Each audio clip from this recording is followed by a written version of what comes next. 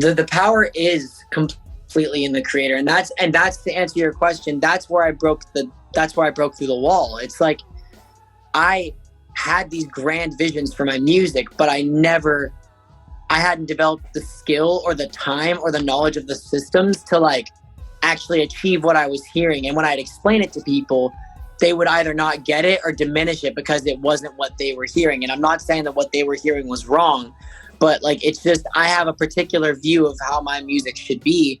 And the confidence booster was when I just was able to like, when I had this, you know, cause I got dropped and I had like 2 years of like no one really checking on me. Like I mean, not no one, but like I had like the Logic camp and stuff, but like no major label really checking on me to like, you know, do anything. So I had all that time to really be like, let me hone this, let me figure out what I can do.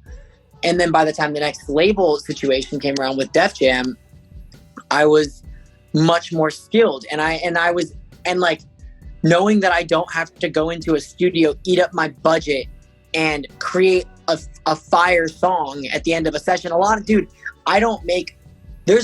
can't think of the last time I made I mean, it'll happen. I'll make like a dope song in one day, but like a lot sometimes, but like most of the time, dude, it takes me a while. So like the power was when I realized like, no, like I discovered my process. I discovered how I make records. Everyone makes records differently. Future goes in the studio and makes 15 records in a night, right? Like he goes in, freestyles over a bunch of beats, kills it, makes 15 records a night. I think Lil Pump does that too. Like a lot of artists do that, or like Young Thug. These guys do that, and that's awesome. And do I love their music? Yes. Like I think it's amazing, and I'm so heavily inspired. But as a creative, we have to understand where we work the best and how we can. Even if you're making a similar style of music, you're not gonna make records just because you don't go into a studio and, you know, freestyle for 30 minutes and come up with 10 records. Doesn't mean that you're not equally as dope. Like that's what I used to get. So that was the huge confidence hurting thing for me. It was back in the day, I would watch all these songwriters go into the booth and write these records and they were just done. And I was just like, wow. Like, and they just would do it so fast and I couldn't do that.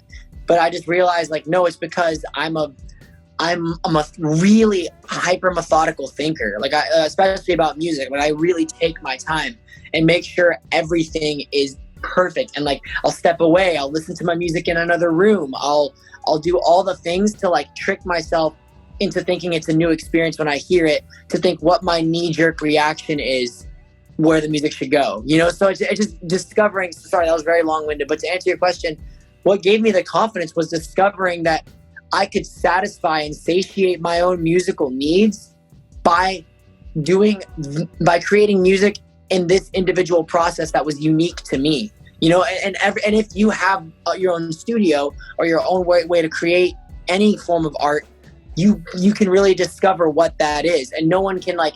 And then by the time you figure out your process, you go into the studio with other people and they supplement your process because you're always the artist. That's what I learned. I used to let people control the room and take over my sessions, and it's because I was young and was not confident.